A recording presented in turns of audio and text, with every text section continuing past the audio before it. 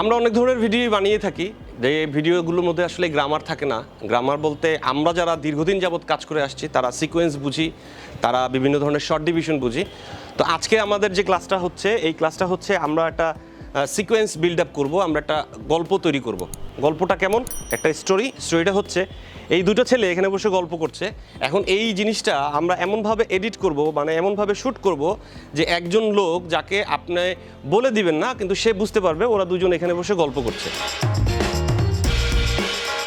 আপনারা নাটক, সিনেমা বা যে কোনো ধরনের প্রোগ্রামের সময় যদি এই সিকোয়েন্সগুলো ফলো করেন আপনাদের জন্য অনেক ভালো হবে, এবং আগামী সময়টাতে এই জিনিসগুলোই আপনাকে ফলো করতে হবে, এছাড়া কোনো বিকল্প আসলে থাকবে না। তো চলুন আমরা শুরু করি। প্রথমে হচ্ছে আমরা একটা মাস্টার শট নিব, এবং মাস্টার শট নেওয়ার জন্য আমি ফ্রেমের বাইরে চলে যাচ্ছি এবং আমার হাতে যে ছোটো ক্যামেরাটা আছে এই ক্যামেরার শটগুলো আমি টেক করব, এবং সেটার নিচে লেখা আসবে, আপনারা বুঝতে পারবেন কোন শটটা মাস্টার, কোনটা মিড, কোনটা ক্লোজ, কোনটা কি। ওকে, তাহলে আমরা শুরু করি। প্রথমে আমরা একটা মাস্টার শট নিচ্ছি।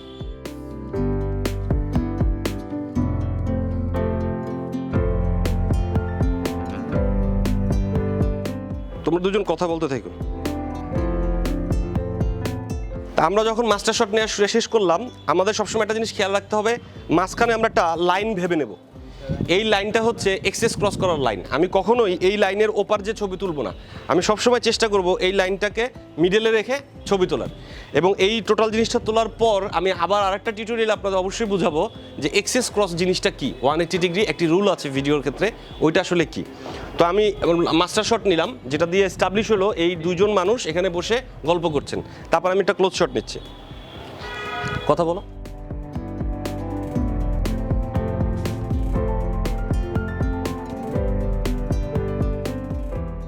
এখন আমি এস্টাবলিশ করলাম মাস্টার শট, তারপর একটা ছেলে কথা বলছে।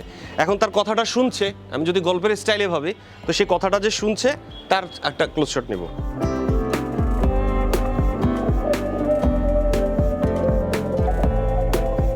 আমরা দুটো শট নেওয়া হলো, একটা মাস্টার শট নেওয়া হলো, দুটো ক্লোজ শট নেওয়া হলো। আমরা এখন একটা মিড শট নেব, মানে মাঝামাঝি দাঁড়িয়ে একটা মিড শট। কথা বলো। এটা মিড শট, অনেকে টু শট বলে থাকেন। নাটকের ক্ষেত্রে বা টক শোর ক্ষেত্রে এই শটগুলো খুবই দেখেছেন আপনারা, এবং এগুলো আপনাদের ফলো করতে হবে, তাহলে আপনার স্টোরি তৈরি হবে। ভিজুয়ালের ভেতরে স্টোরি, আমি বারবার বলছি এই জিনিসটা খুবই কাজে লাগবে এবং এই জিনিসটা আপনাদের ফলো করতে হবে। এখন আমরা একটা ওভার দ্য শোল্ডার শট নেব, যে ওভার দ্য শোল্ডার শটের মাধ্যমে আমরা দুজনকে আরও বেশি কমিউনিকেটেড করব। এরা দুজন যে কথা বলছে এটা আরও বেশি কমিউনিকেটেড করব।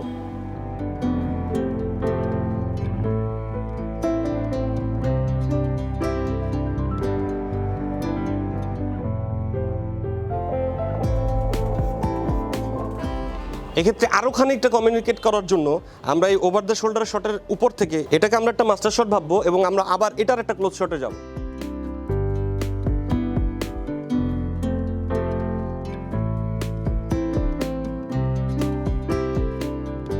এখন আবার আমরা এই সিকোয়েন্সটাকে ডেভেলপ করি, মানে গল্পের ভিতরে আবার একটা ছোট গল্প। ও বলছে এবং এই ছেলেটা শুনছে।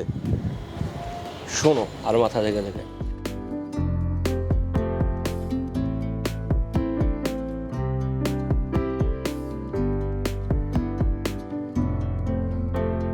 আমাদের এই কয়টা শট নিলে আমাদের মোটামুটি একটি সিকোয়েন্স দাঁড়িয়ে যায়, মানে আমাদের একটা ভিজুয়ালে ছোট একটা গল্প আমাদের দাঁড়িয়ে যায়।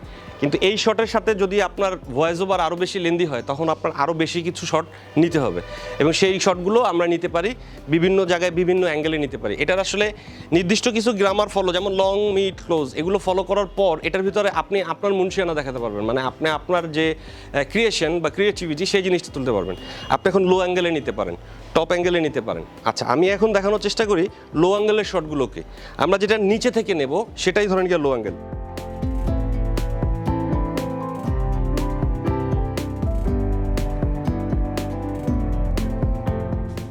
আমরা লো অ্যাঙ্গেলে একটা শট নিলাম, এখন আমরা একটু উপরের অ্যাঙ্গেলের ছবি নিই।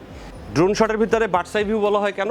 ড্রোন শটের ভিতরে বার্ডস আই ভিউ বলা হয় এই কারণ হচ্ছে ওইটা পাখির চোখে দেখা একটা শট, মানে পাখির চোখ দিয়ে নিচে দেখতে যেরকম একটা শটের মতো মনে হবে, তো ওই শটটাকে ওই জন্য বার্ডস আই শট বলা হয়। বাট আমরা এইটা উপর দিয়ে কিছু একটা শট নিতে পারি যেটা থেকে কিছুটা হইলেও ওই ফ্লেভারটা আসবে।